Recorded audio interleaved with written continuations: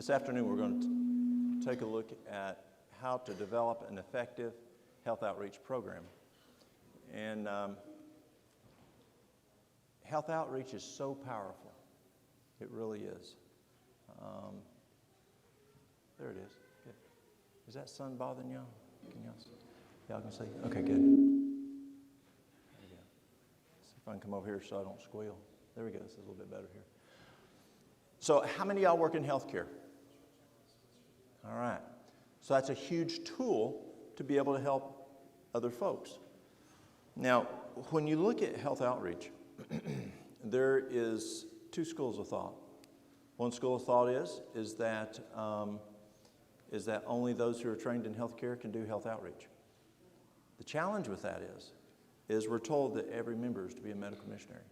Every church is to have a medical missionary program.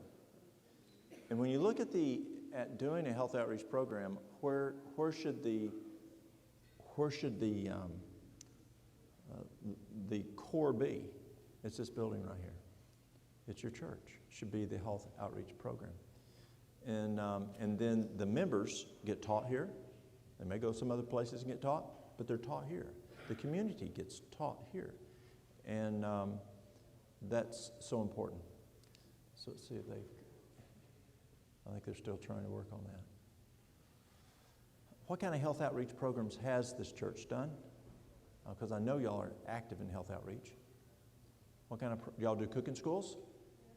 What kind of cooking schools?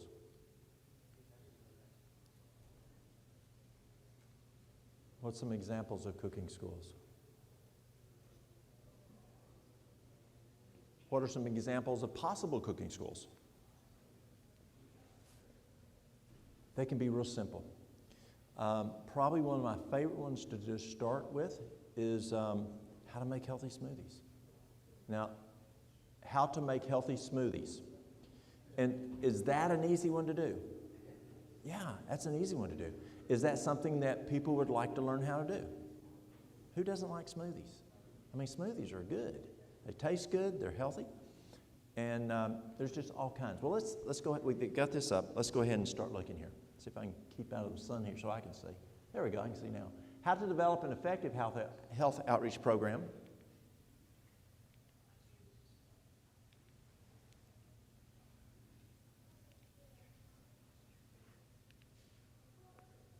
Number one is, what is our mission? Who's worked in corporate America? Is corporate America driven by mission? Well, I can't walk out there. When I was at UT, I had a professor, a finance professor, that he worked for Coca-Cola. And Coca-Cola is strictly driven by mission. And every year the corporate, their board comes together and looks at what their mission is going to be for the next 25 years. It's not for the 5 years, 25 years. And if you want to, let's say you're working on the line, you're driving a truck, working on a line, you say, oh, this would be a great idea for us to do here in Coca-Cola, whether it's Atlanta, Chattanooga, wherever the plant is. And they'll look and say, is that part of the mission program, mission plan? If it is, they say, great idea, let's do it. But if it is not part of Coca-Cola's mission, they don't do it. It just does not get done if it's not part of their mission. And y'all who've worked in corporate understand that. And so what they do is they'll say, well, it's a pretty good idea, but it's not part of our mission, so let's take it to the board next year when they look at the mission. And if they decide it's incorporated within our mission, then we can then put that in the 25-year plan, which then they have the 5, 3, 2, 1 year plan. Do you have a mission? What's your ultimate mission? Go to heaven, isn't it? Serve God. Take your family to heaven. That's our ultimate mission. What is God's mission? God's mission is to save humanity. Christ's mission is to save humanity. And our mission is to point folks to Christ. It's that simple. He does the work. We just introduce him to him. And we live a good life that, have you ever been around people mean as a striped snake? Y'all know what a striped snake is? Striped snakes are mean snakes, like a garter snake. You know, the striped snakes are usually meaner than a non-striped snake. Y'all have garter snakes here? Yeah, are they pretty mean? Yeah, they can be mean. They're not? Oh, we got mean ones down there in Tennessee. Pardon? Oh, well, if you're around a person who's just miserable and mean and not nice to be around, do you want their religion? No. And so we need to be nice people too, so folks can say, yes, I want who they serve as a God. I think that's important. So let's take a look here. So as we look at what is our mission, wrong way, let's see. We should ever remember that the object of the medical missionary work is to point the sin-sick men and women to the man of Calvary who taketh away the sin of the world. That's our mission. That is our mission. Physical healing is bound up with the gospel commission. In the work of the gospel, teaching and healing are never to be separated. Where's the chief? Is he in here? Yeah, there he is. You roll in on a call. You don't wear your fire hat, your helmet in the truck, but you roll in on the call, and you're used to fighting fires. But let's say it's a crash, and you need to do extrication. Do you say, well, let's wait on rescue squad to get here? Do you do that? No, you put on your rescue hat, and you get out jaws of life, and you rip the car apart. And then the person's bleeding to death. I had a guy 2 weeks ago now. He was heading down the interstate on I-40. Did I mention it to y'all? He and his wife got in a fight. Be careful getting in fights with your wives. Did I tell you about it? Got in the fight and ripped his arm off on the interstate. You know, I don't say, well, let's wait on the ambulance to get here before we, put a good tourniquet on you. No, you put on your EMS hat, yes? Or let's say it's a hazmat on the interstate, and you've got methyl ethyl bad stuff that's leaking. Do you say, oh, well, we'll wait on the hazmat team to come out of Morristown or out of Asheville? No, we put on our hazmat hat that we did training in hazmat, and we do what we're able to do within our scope of practice. The same thing is true here. Have you ever sat down with somebody? I was sitting with somebody one time, and I had a girl come in, and she looked bad. She looked like a whooped dog, and really bad. A young girl. She had twins, 10 months old. She'd gone to the ER. She lived in Sevier County over by Gatlinburg, but she came into our county. Sometimes you don't go to the hospital where you live. And so she came to our hospital, and she tried to get off some really bad drugs. And she just plumb cold turkey stopped them, and she was having some major withdrawals. And the ER said, we don't work with that. They said, go see Walt and see if he can help you. And so she came in, and so I started talking to her, getting history of what's going on, and started talking, and I said, where do you go to church? And she said, I can't go to church. I said, why can't you go to church? She says, I'm not perfect. Well, I could do two things. I could pull out my phone and say, well, I tell you what, I got a great preacher. Let me look up his number. No, he's out of town for 2 weeks on vacation. Well, he'll be back in 2 weeks, and let me see if I can get you on his schedule then. Is that what you do? No. We spent 3 hours as both working with her health issue, but talking about, I asked her, I said, you ain't never killed somebody, have you? She said, what? I said, you ain't never killed somebody, have you? She says, no. I said, well, there's this guy, his name was David, and he liked this woman, and he got with her, and he ended up murdering her husband. I said, and then there's this guy called Paul. I said, you sure you ain't killed nobody? No. I said, well, he killed people too. And God, he loved them. David was after his own heart. And we did, we talked about different folks in the Bible that were not perfect, but God loved them. And I said, church is a hospital for sinners. See, teaching and healing are never to be separated. Either way. You don't say, well, let me bring in my medical missionary if you're doing the Bible work side. And you don't say, well, let me bring in my preacher or my Bible worker. You need to be duly trained as a chief is. He knows EMS. He knows rescue. He knows hazmat. You have to do it in our line of work because timing can be everything in what we do. Well, timing can be everything in the gospel. Because, see, the Holy Spirit might have edged that person to ask that question.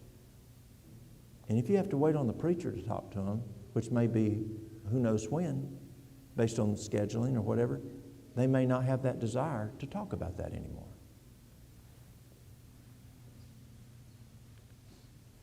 The goal of the health ministry work is, I'm sorry, I have to come over here so I can see it in the sun.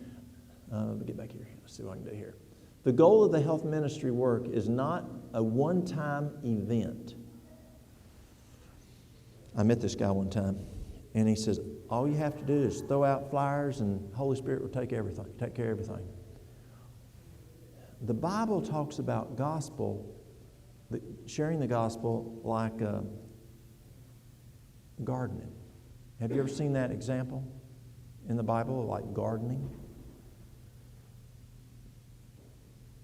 Nick is gardening, just toss a seed in the ground, you're done. There's just literally people I talk to out of New York City. They think all you have to do is when times get tough, just, if you want to grow apples, just grab you some apples on the way, and when you get there, eat the apple and save the seeds, toss them in the ground, and they'll grow apple trees for you.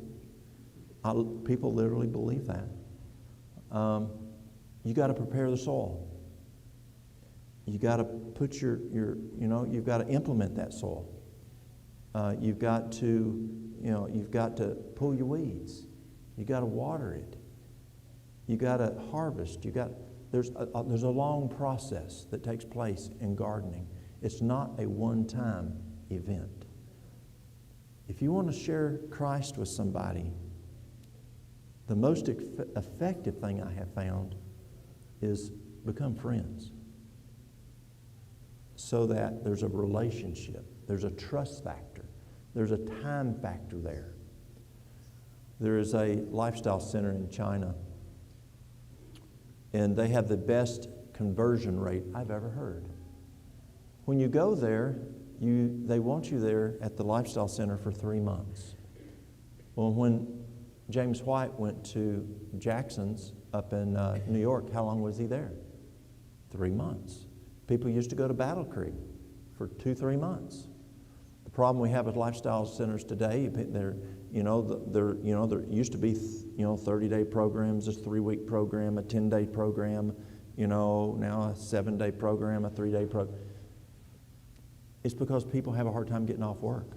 It's expensive, and so it's not reasonable and obtainable to spend 3 months. But in China, if you go to this lifestyle center, at least 2 months is required. But they want you there for 3 months. They have good outcomes, health-wise. But the conversion rate of the Chinese people to Christianity is 50%.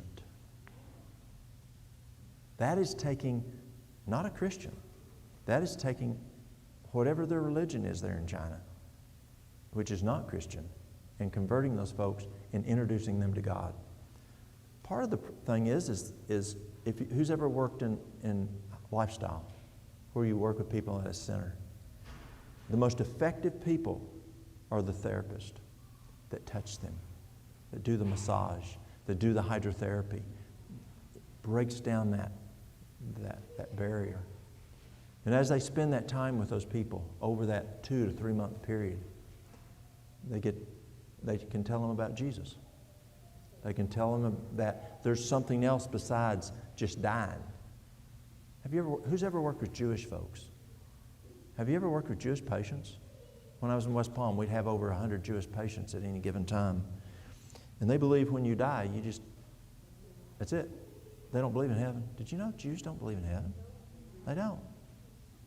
It's sad to watch a Jew die. It is. I mean, they're clinging on to life, and the family's clinging on to them. And to be able to share with these Chinese people that there's a possibility of eternity. And then they have this guy at night. His name's Doug Batchelor, and he's preaching in Chinese for 3 months. And that seems to be good also. It's not a one-time thing. It is to develop individual relationships through multiple exposures over time in order to gain trust, healing, and the introduction of the individual to Christ's love and salvation. That's our mission. Who's responsible?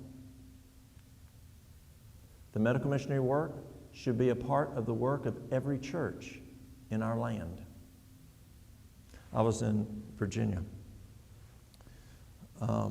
outside of Covington, Virginia, in a little town called Clifton Forge. And Covington had a church.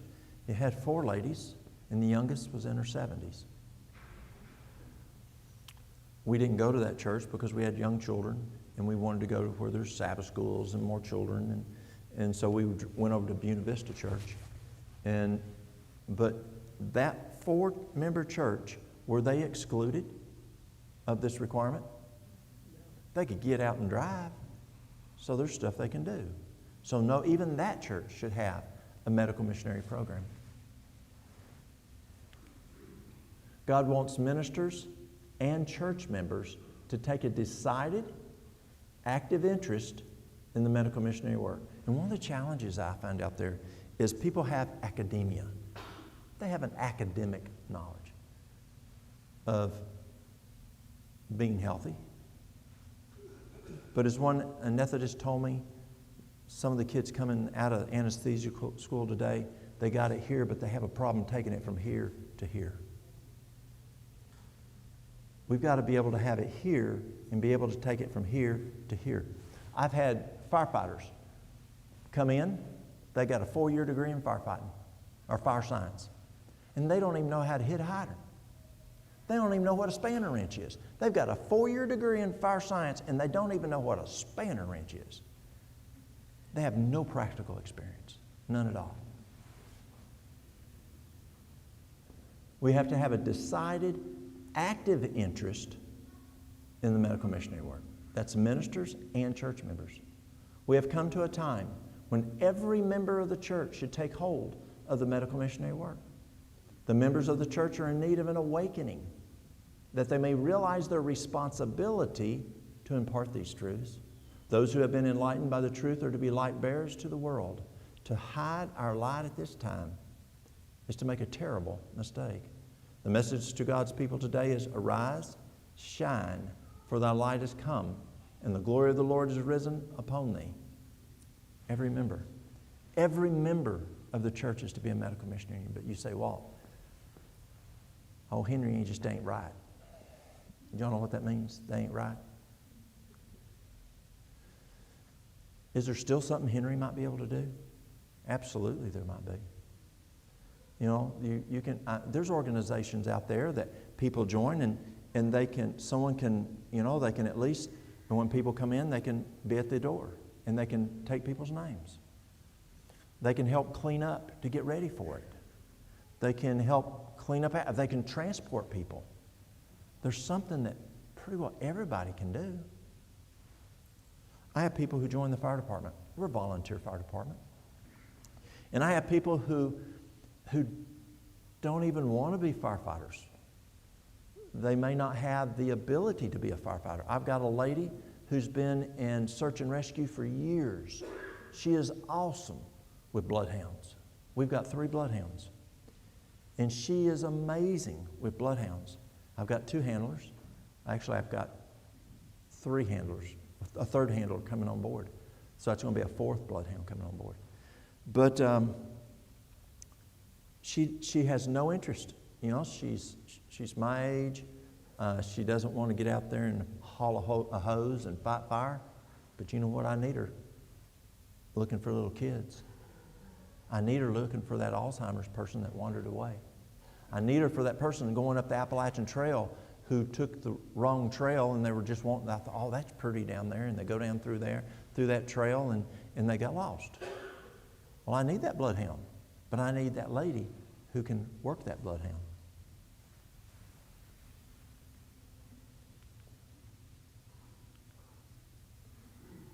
Do medical missionary work, thus you will gain access to the hearts of the people. The way will be prepared for a more decided proclamation of the truth. You will find that relieving their physical suffering gives an opportunity to minister to their spiritual needs. I think I told this story before, but I have an update for it. I was at the office. I was sitting down with a gentleman. He was from L.A. He was a retired sheriff from L.A. and had diabetes. He was sitting there with his wife, and we were talking about how to address diabetes and how diabetes can be reversed, type 2. And Mary Lou comes up to me and she says, "I need your help right now." I said, "Okay." She usually doesn't pull me away. And I said, "Excuse me, I'll be right back." So I walk up to the counter, and this lady, she's just squalling, crying. And I said, "What's wrong?" And she said, "I just left the doctor's office, and he told me that my husband is a 10 out of 10 in severity." I don't know what tool he was using.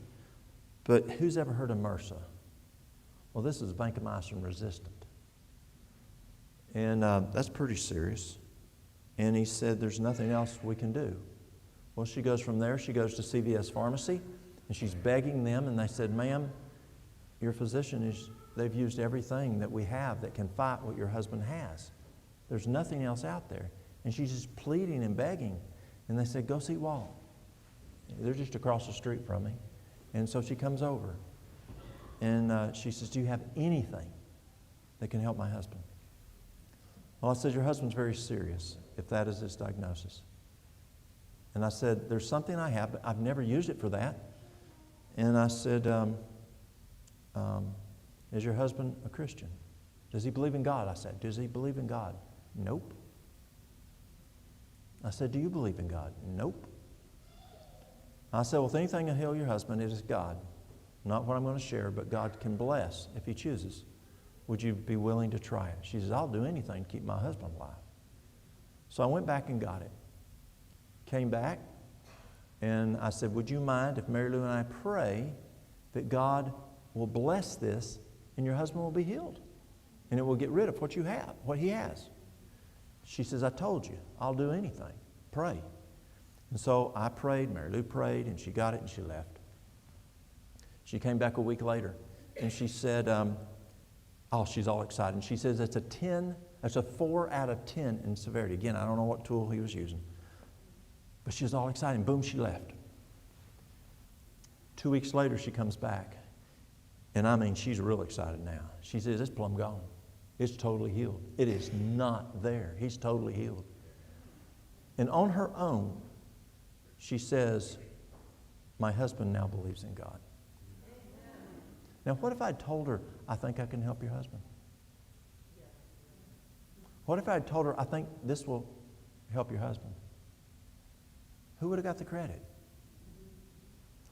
And she left.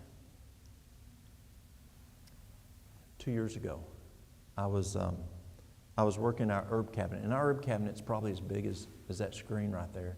We've got near 300 herbs that we use out of there. And a lady comes up to me and she says, "My husband's needing to quit smoking. Do you have anything that can help my husband quit smoking?" And I said, "Yeah." I said, "Do a 3/4 of a cup of lemon juice, 1/4 of a cup of honey, and 1/3 of a teaspoon of peppermint essential oil. Have him take a nip anytime he gets a hankering." And she said, "Okay." She starts out the door, and I said, "Ma'am, don't forget the most important thing." And she says, "What's that? The peppermint or the lemon or what?" I said, "Prayer." And she says, "You don't remember me, do you?" I said, "No, ma'am." And so she walks back in. She just walks maybe 2 steps back in. And she starts telling me the story. It's that same lady. It's been years. See, that was back in 2005 when she first came. 2005. This is 2 years ago. This is in 21. So we're talking 16 years. And I said, I got questions for you. Same husband? Yeah, same husband. Still alive? Yeah. I said, does he still believe in God? She goes, oh, yes, he believes in God. Not nope. Oh, yes, he believes in God. I said, I need to ask you something that I didn't get to ask you last time because you left so quick. Do you believe in God?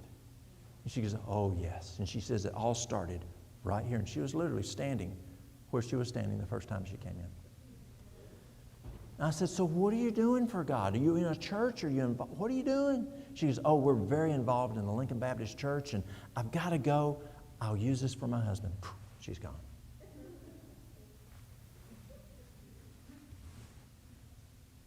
Do medical missionary work. Thus, you will gain access to the hearts of the people. What if I went up to that man in Newport and said, mister, you're an atheist. You need to believe in God. Or what some people do, mister, you better believe in God or you're going to hell. There's people who do that. You think that would have gotten his attention? Not at all. Thus you will gain access to the hearts of the people. The way will be prepared for a more decided proclamation of the truth. You will find that relieving their physical suffering gives an opportunity to minister to their spiritual needs. The Lord will give you success in this work. For the gospel is the power of God unto salvation when it is interwoven with the practical life, when it is lived and practiced. That means we got to live it. Do you want to go to a stop smoking program that the presenter is smoking? No. So where do we start? Number one, pray, pray, pray. What does God want me to do? If you've never baked bread in your life, don't go hold. Gwen, is it true? If you've never baked bread in your life, do you need to go hold a bread baking class? People try doing that. Literally, I've seen them try doing that. It doesn't work too good. If you're doing a cooking school, don't try out the new recipes for the first time at the cooking school. And I've seen people do that. That's not the best idea. Look at, what would God have me to do? Ask God. People ask me, they'll ask me and they'll say, well, I want to move to the mountains.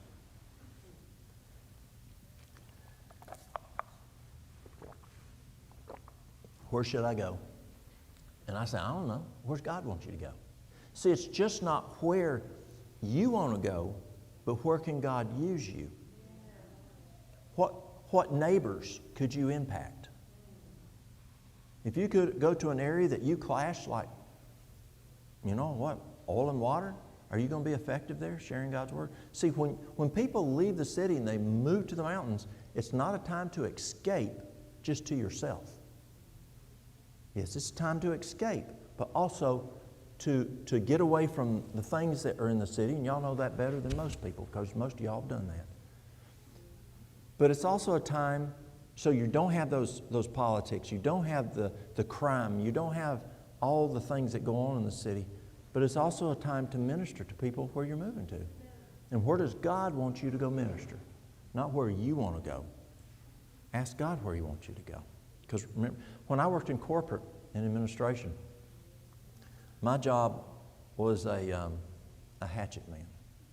And so when places had poor patient care, poor financials, or both, it was my job to go fix it and then leave. And that was a challenge on the family because it could be moving a lot. But I went where corporate told me to go.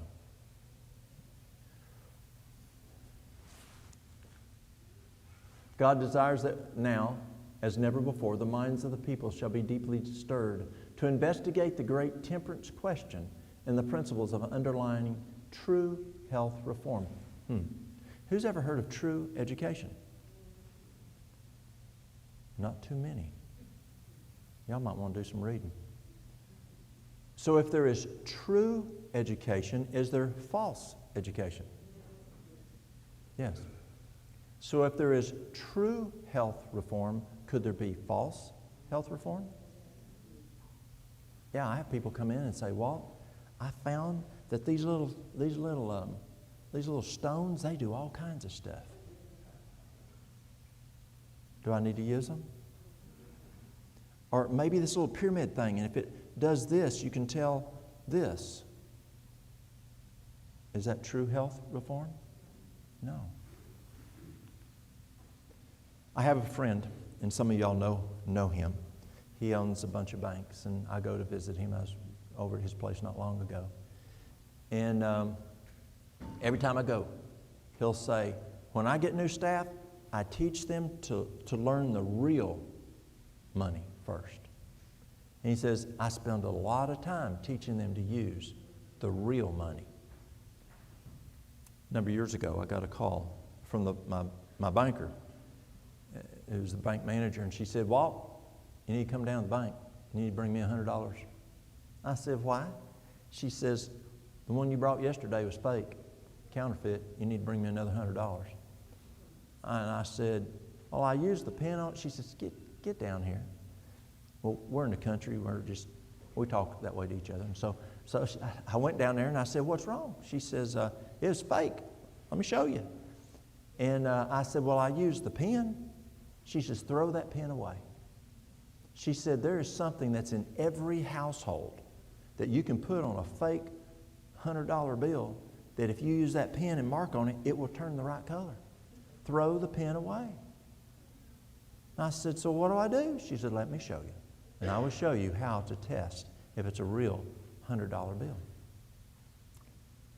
About a year ago, I still bank at the same place.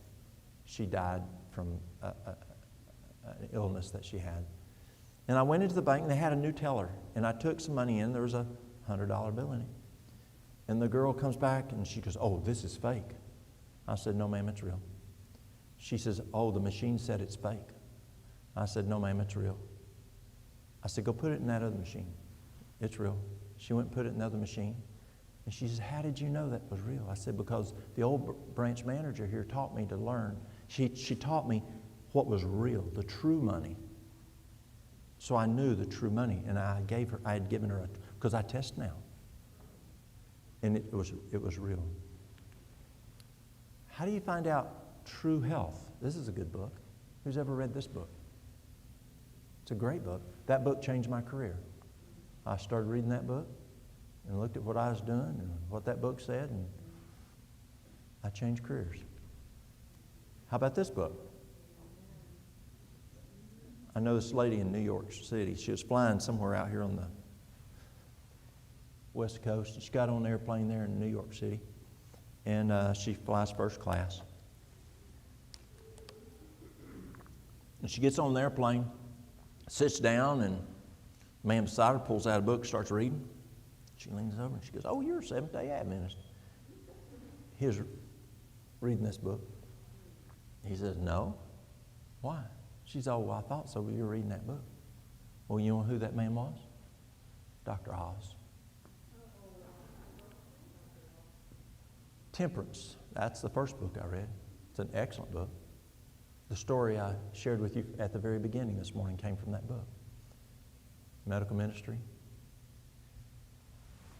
Mind, Character, and Personality. It's a 2-volume set. Who's read Mind, Character, and Personality? Huge.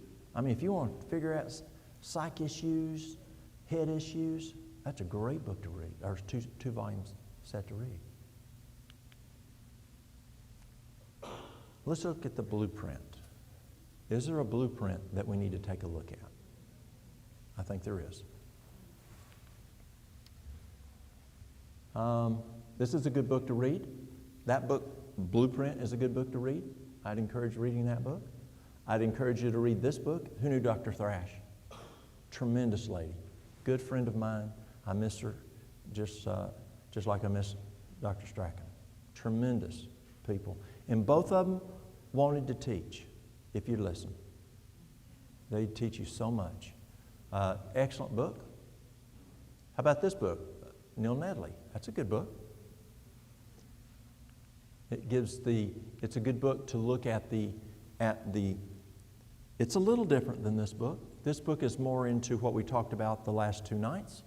This book is more to talk about the science behind those 8 laws that we talked about last night. Excellent book. Who's ever used this book? That's kind of an older book. That's a physician's desk reference. It's for pharmaceuticals. But then there's this book, the PDR for herbal medicine. It's the same approach, the same type of research, looking at indications, contraindications, dosing, same kind of stuff, but it's on herbal medicine. It's the PDR for herbal medicine.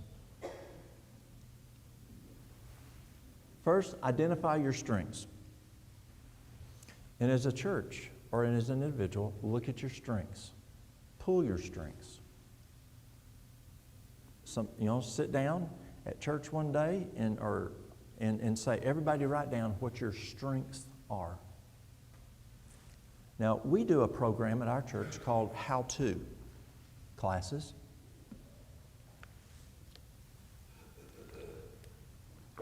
Where it's all kinds. Like this next Thursday night, I've got the Tennessee Bureau of Investigation, the TBI, coming and teaching a class at our church. I had a wreck a couple weeks ago. It was a dually-ton Dodge flipped over on the interstate on I-40. It was at the 438 mile marker, and everybody was okay, but really everybody wasn't okay. For some reason, the driver didn't know these 2 kids' names. And for some reason, these kids didn't know the driver's name. The 2 kids were in their 14, 15-year-old range, boy and a girl, from Guatemala. The driver was from Mexico. The children were scared to death. The driver was kind of scared too. Asked the kids where the parents were. Guatemala. That's the only thing they would tell us. They were afraid to tell us anything else. Trooper asked me to check the bags for looking for some ID or something. And so I went over to the girl's bags. She had 2 bags. I opened them up. Brand new clothes. Clothes that you would not allow your child or your grandchild to wear. Shoes that you would not allow your child or grandchild to wear. Now this girl was wearing old clothes, didn't have shoes on. The trooper was a female. She is on it like a tick on a dog. Kids went to Child Protective Services. The driver went to jail. And so the TBI, and I got to thinking. And that same week, I was listening to a national broadcast, and this TBI agent was talking about child trafficking, human trafficking, but especially child trafficking. And he was from Tennessee. He was from TBI. And he had put together a program on child trafficking, or human trafficking, but a lot on children. And he goes out to churches and different organizations and teaches Tennesseans about human trafficking. I thought, that's interesting. So I picked up my phone, grabbed my phone, and I called Darby. Darby used to be working our county. Then she worked for the fire marshal's office. Then she changed over to bomb and arson. Bomb and arson handles all. She changed over to.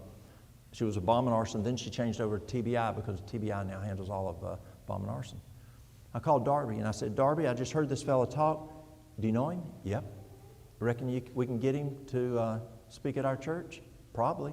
Let me get you in contact. They're coming next Thursday night. We have all kinds of classes. It might be classes on soil amendment. It might be on pruning. It might be on grafting. It might be on baking artisan bread. We have a class coming up on canning. Just all kinds of classes we do. Our old pastor, he was a photographer, and he'd do a 2-week program. Now that's the good ones. No, I'm sorry, it was a 4-week program. Those are the good ones because it lasts for 4 weeks, not one night. More, you're with them more. And so we look at our church members and what strengths do they have. The one I'm really looking for is a church member that, and I don't have one, but someone who knows small engine repair. Wouldn't that be a good class to teach? I mean, it's hard to get your chainsaw and get it worked on. Sometimes it can take you a month or 2 to get your chainsaw fixed. He's so backed up. Well, teach the people. They'll come in and learn that. Look at your strengths. Identify your strengths. You want to pick a location. Morristown, Tennessee. They had problems coming over to their church because people in the county said that the folks over there they sacrifice goats at that church. That's what the people in that community thought. The Seventh-day Adventist Church sacrificed goats at that church. They didn't want to have a thing to do with going to that church. Well, I wouldn't blame them. The problem was it was a goat farmer lived next door. They weren't sacrificing goats. It was just somebody who raised goats next door. I was in a church in Virginia, and we had the meeting. We had our classes at the hospital, at the boardroom, or we'd go to the library and have it in a very nice room that had a kitchen area. So that worked great for cooking classes. Physical plant, you want to do it at the church, you could do it at your house.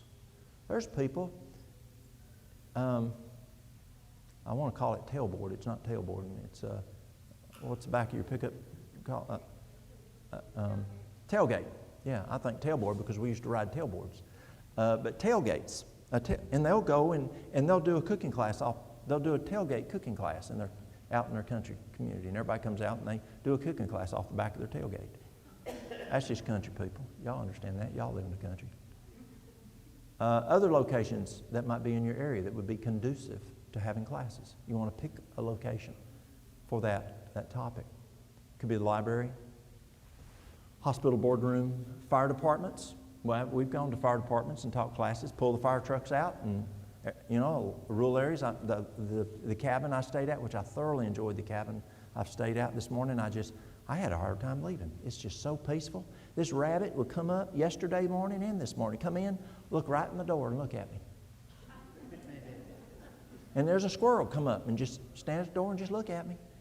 And I'd try to wave to it and they'd run off. And then they come back and look at me again. It's pretty cool. But there's a fire department just eighth of a mile down from where I am. Well, it's a little country fire hall. It's got 2 bays, probably an engine and a tanker. Well, they don't mind folks using that. Pull it out, have cooking classes, have whatever, teach classes in the fire hall. Folks like fire halls usually. Folks know them boys. It's part of the community. Schools, city or county. There could be county or city advantages. Current personnel strengths. Oh, I'll come back to this. Current personnel strengths. Look at what strengths your members have. If Gwen came to this church, you'd have her doing cooking classes. Gwen's good at cooking classes. You got good people who can do cooking classes. Have a person. If Laura was coming here, she could do something on range of motion, teaching people how to move because she's a physical therapist. And she could help people out with how to have exercise that would be helpful for stretching. Now, I'm not talking yoga stretching. I'm talking good stretching. They can't own that name. Cooking, athletic. We've got a guy in our church who has his PhD. He was actually my professor when I went to Southern Missionary College. And one of the classes I had to take in physical education. He goes to our church and he does classes on exercise. How do you develop an effective exercise program? I mean, this guy was a professor at the university. Well, when I went there was a college, but now it's a university. You may have some medical folks here that have medical strengths. Physician, nurse, physical therapist, pharmacist. We've got a pharmacist at our church. She's got her doctorate in pharmacy, and she comes and she'll teach classes on herbs. Interesting, huh? People come listen to her. I mean, we packed the church when a pharmacist was teaching herbs and the medicinal benefits and the contraindications. She knows her stuff on herbs. We've got several massage therapists at our church, and they'll come in. Would you not go to a class or send your husband to a class that did spouse massage? Get your husband to learn how to do a back massage, a good one. You'd send your husband to that, wouldn't you? I'd send my wife to it. Go there as a couple. Learn how to do massage. Help your spouse out. Help your kids out. So massage is a great one. Hydrotherapy. You can have a hydrotherapist. Teach classes, and that's a very popular one, teaching hydrotherapy. Teach people to be, you could have a health coach, and they could teach classes on how to develop effective lifestyle programs. You could have an herbalist come and teach on herbals. Organizational issues. Let's see here. Local needs. Your church members, family, neighbors. Who has needs? Does the church members have needs? Yes. Does family have needs? Do neighbors have needs?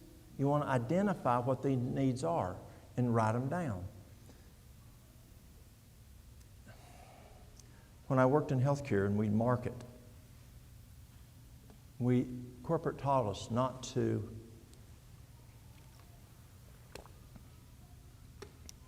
go into an area and say what our institution could provide and just tell them what they needed. In marketing, we call that showing up and throwing up. Let's go in there, find out what the community needs are.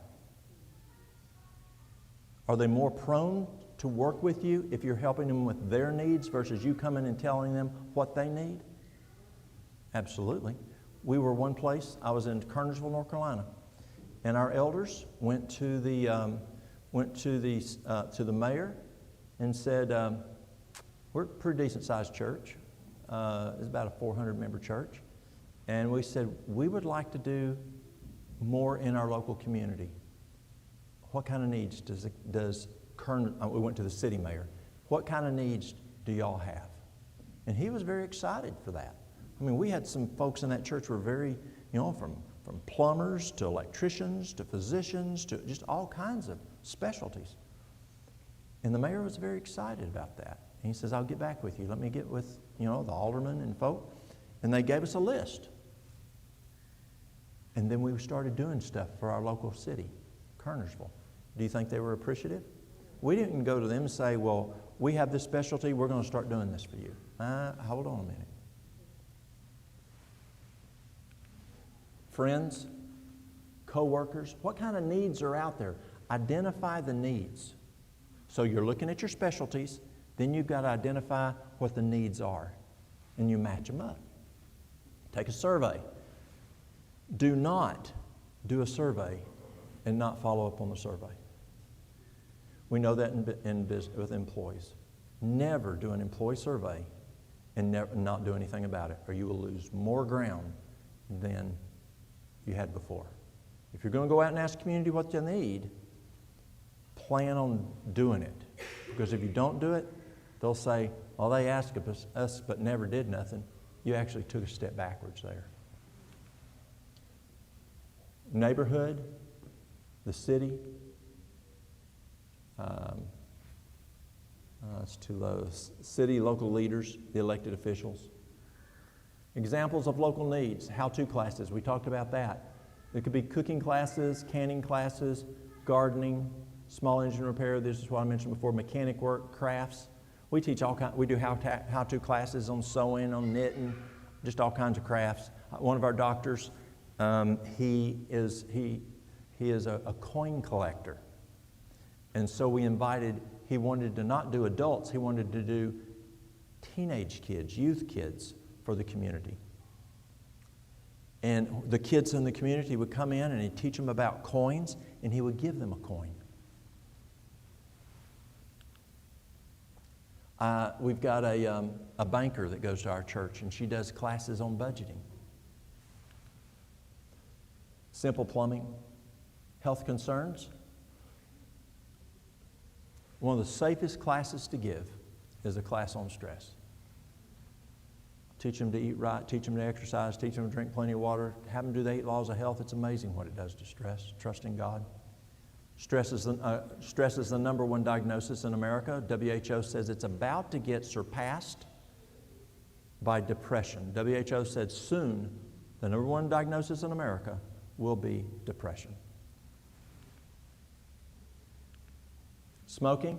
We don't do as many smoking classes anymore. We used to do a lot of smoking classes. Diabetes, blood pressure. I was at a church in West Palm Beach, and our church once a month went down to the Jewish community on Sunday mornings. Now, the Jewish community, are they at church on Sunday mornings? No. We weren't at church either, so we had the time, people who go to church on Sunday might do classes on Sabbath, but we go to church on Sabbath, and so Sunday's the day we could do some stuff. And so we go to the Jewish community, and we would do blood pressure. It was free. It was free. They like free stuff. And once a month, they would come, and literally the line would be almost to your school. That's how long it was. It was huge. I mean, they were waiting on us to get there, and we got there early. And we were there all morning, sometimes into the afternoon, with all these folks wanting their blood pressure checked. And that's something simple to do. We then developed relationships month after month. You can do cholesterol testing, you can do weight loss classes, issues on digestion. That's a huge issue. You can do programs going into the public school. I've been going into the public school now since probably 07, 08. I go in every month, sometimes several times. I go to different schools, and I teach the 8 laws of health. Now, at first I was thinking, well, I need to do what got me into it is every October I go into the school system and I teach fire prevention. And according to the United States Fire Administration, we have less residential fires today than we did back when I started.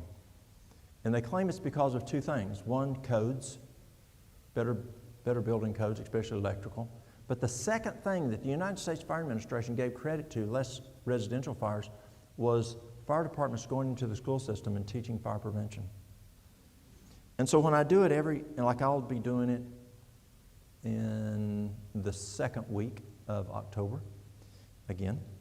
And I'm there for an hour for each class, and I'll teach fire prevention, and then I take them for a half hour, and my firefighters let them play with the fire hose and have fun. This year, I've got one of those trailers that they can go through the house and practice escaping out of, so we'll do that. But each year, I always test the kids about what I taught them the year before. Do they remember this, and do they remember? And they do. They remember it. And all I spent was 30 minutes, and a year later, they still remember what I taught them last year. And I got to thinking, this is working. What if I try health, lifestyle? So I went to the superintendent. He said, yeah, go on in. So now I go in and I teach the 8 laws of health once a month, and the kids have excellent retention. Had one boy one time, he's a 4th grader, and I went in and he raised his hand. Mister? I said, yeah. He said, I need to tell you something. He says, me and my grandma, Mama, I think he called her. Me and my Mama, we went to the store the other day, to Walmart, and he says, she got her some white bread. He was riding in the buggy. And y'all don't say buggies here, do you? That's the cart. We call them buggies. And he says, she got her some white bread. Well, I stole that white bread. I jumped out of the cart, and I got some brown bread and stuck it in there, and she didn't even know it. And I get so many stories from families when I go to Walmart, and they'll come up to me, what are you teaching my kid? They tell me not to buy soft drinks no more, and they want me to buy this or buy that. Is it working? Yeah, it's working. Churches. I go to churches and teach the same thing I go and teach here. Folks want to be, I do a class on how to get to know Jesus better through lifestyle. I don't care what religion they are. If they're Christians, they want to know that. Businesses, I go into small businesses up to 400 and some. Who's ever heard of bush beans? I'll go there. I just was there a couple months ago teaching. Organization in clubs, Kiwanis, Rotary, Ruatan. Examples of local needs. Community Service Center. There might be a Dorcas. You know, you could do a Dorcas. Remember Dorcas when we were kids? Remember that? Yeah. Our church has a Community Service Center. Very, very active. That's something, y'all may have something like that. A member could have a health food store. A member could have a restaurant. Someone could have a spa that does hydrotherapy and massage. Someone could have a lifestyle clinic. I was up in Alaska 4 weeks ago today at a little church outside of Anchorage. And they've got a doctor there. She's about this tall. Is that person here that's from Anchorage? They were here earlier today. They were visiting their family. And literally, this little lady's about this tall. She's short. She's from Canada. She's a physician there in that town.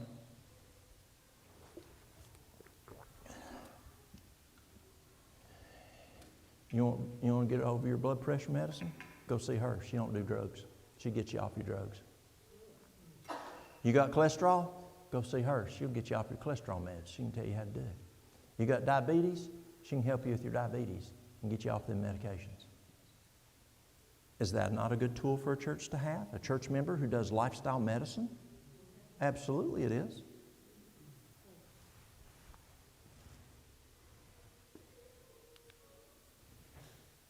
Do y'all have CSAs around here, community supported agriculture? You do? Okay, it's where you go and you can pay X dollars a week and you can go there during the growing season and whatever grew that week, they'll give you a box and you can take it to the house. A church member can do that. And you can provide healthy food. Do you see these resources that you can point people to? You can send them to the Dorcas Center. You can send them to your local health food store. A health food store that's going to point them to Christ. You can send them to a restaurant that's healthy, and that restaurant can point them to Christ. A spa, a clinic, a lifestyle clinic that doesn't have a problem with praying with every patient that comes in, that doctor does when they do. Or a CSA that has good healthy food that you can send someone to if they're looking for, produce. Or there are churches out there that have, some extra land, and they'll do a local garden. And they will let the community come in. And it's got to be taken care of. But, Miss Smith, yeah, you live on over there. You can do your plot right here. And, there's some people in some communities that don't have, they might be in an apartment building. And so they don't have land to grow. And they'll be glad to have something. And there might be a couple families get together and take a bigger section. It's a way to get people to come over and you can share Jesus with them. See, that's the reason you're doing it. That's the reason, remember, to point folks to Christ. That's our mission.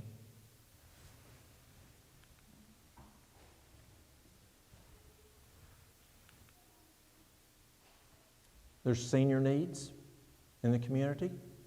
It could be our church goes out and we've got a school like y'all do, and they go out and they rake yards. They go out and they paint. They go out and do things for seniors in our community.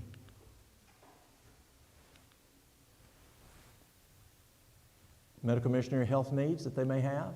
Lawn care, they might need the yard mowed. They might need to be carried over to the doctor's visits every once in a while.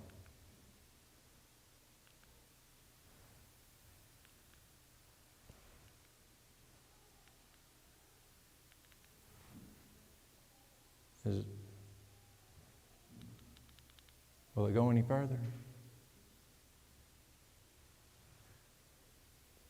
Okay, there we go. They may need taken shopping. Do some of our seniors need carried shopping? Yes. House care. Are there some folks that might need some help washing clothes or cleaning up the house? Yeah. How about reading? There's some people that are lonely. They don't have family. And they might like they may like to be read to. Do you have anything might be worth reading? There's this real good book. It's called Desire of Ages. It's an amazing book. It talks about Jesus, and it talks about His life. It's a great story to read to people. Or it may be as simple as going there and taking them blue books. You know those blue books at our doctor's offices? There's people out there that they don't even know who these people are in the Bible. You know, they don't know who Moses is. The only time they heard the name Jesus was in swearing. And you can read out of those real simple blue books, those simple stories, not long, attention span may not be long, but you can go in there and share with those people. So, make a plan. What did God impress you to do? What are your strengths? What are the needs? Study, study, study. If it's possible, get a partner. Why do you get a partner? What's the example of getting a partner? Yeah, Jesus sent people out by partnering. It's safer. Sometimes does that partner think of things that you may have forgotten? I mean, Mary Lou usually, you know, if I'm a place that I don't have to fly, Mary Lou comes with me. And I can talk, and then she doesn't like to interrupt me, but sometimes she'll go, I forgot. You know, she'll raise her hand and she'll say something. Yes, thank you for reminding me. There's things we forget as we get older, and she'll remind me. Or sometimes I'll say something and she'll go, did you mean this? Yeah, I meant that. You ever do that? I think I did that the other day, and y'all caught me on it. Also, the partner can pray. When you're helping somebody and you're talking to somebody and they're praying for you as you're talking with that person. Start slow, but with quality. And that's the key. When we opened our deli, I'd wanted to have a deli for a while, but I just didn't know how to do it. See, we didn't do delis in regular healthcare. So this guy comes to me. He just retired from, do y'all have Cracker Barrel here? Y'all know what Cracker Barrel is? He just retired as the general manager for Cracker Barrel, our local Cracker Barrel. He'd been a customer. And he said, Walt, you've talked about wanting to do a deli. He said, would you mind if I help you start a deli? Oh, wow. The general manager of Cracker Barrel, what experience. Come in and do just a deli? Yeah, come help me. So he comes in and he says, okay, what would you like to do? I mean, I had a huge list of what I wanted. He goes, no, start small. 3 smoothies, that's all. 3 smoothies, that's all we're going to start with. He said, but they have to pop. You know what I mean? It has to pop. It has to taste good. It has to look good. I mean, it's got to be the best. And let's pick the best 3 smoothies that you can think of. And we opened with 3 smoothies. We closed it when Mary Lou got sick, and she had taken a drug when she was had leukemia when she was 15 and 16. 3 years ago, she started having some issues. 2.5 years ago, I took her to University of Alabama at Birmingham. They found her ejection fraction was 10-15.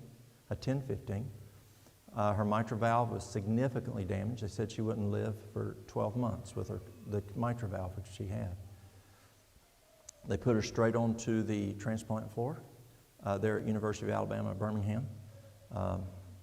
And they said you had to have an ejection fraction of at least 35 to put in a valve. And that was their advanced cardiac team that she saw. And so because of that, we shut the deli down because I needed her for that process. Well, she's doing much better today. Her EF is running, just went recently, her EF is running a 35-40. Her mitral valve is having full closure. Leaking just a tad. They said not even anything to worry about. That left ventricle shrunk enough that the mitral valve now closed as well. Her heart is almost back to the normal size.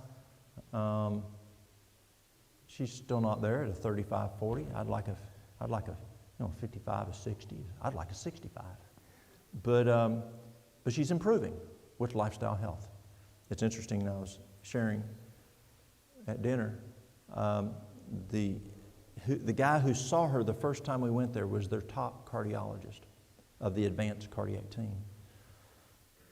And he immediately admitted her to the transplant floor at her condition because he knew he couldn't put a valve in there, and he was afraid they were going to have to figure out something. And he figured that was at least they could stabilize her there. Obviously, you just don't go into the hospital and get a heart transplant. You know, they don't have hearts just standing around.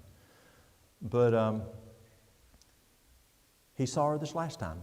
They rotate there at Kirkland Clinic at UAB. And he happened to be the one that saw her last time. And he just couldn't believe the progress by doing natural. And he stops and he thinks for about 5 or 10 seconds, is he really going to say this? And he then tells me, along with the little fellow guy that's doing his fellowship, he said, fruits, vegetables, and exercise do far more than any drugs we have here at University of Alabama at Birmingham. Because he saw it.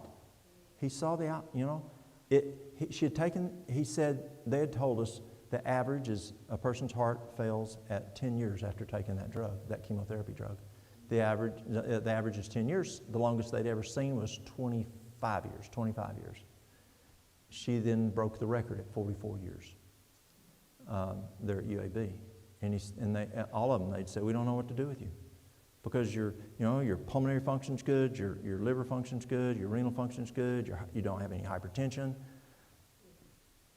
You just have you have a left ventricle that's destroyed by this medication, and it's affecting, and because of the swelling, your mitral valve's not working, and you're having significant backflows.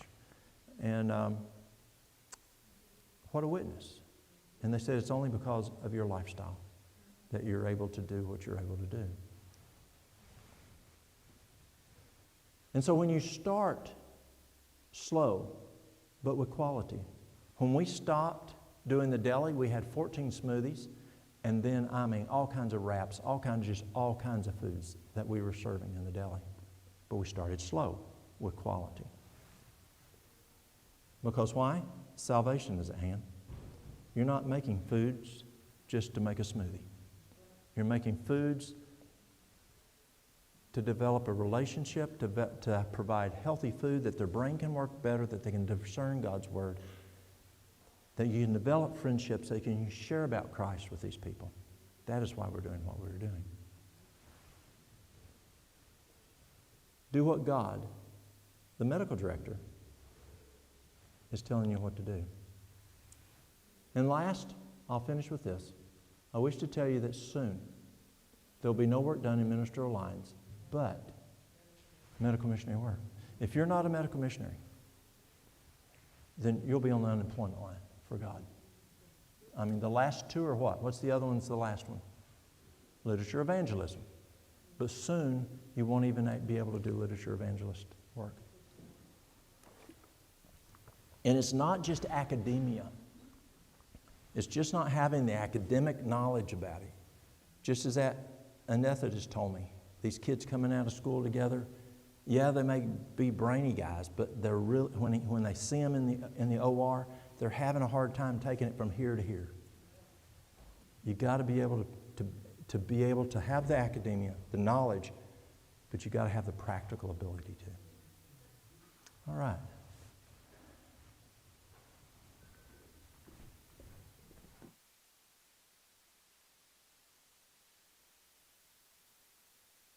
Put it in practice, right? Sorry. So we'll have a short, and I mean short, like 4-minute break.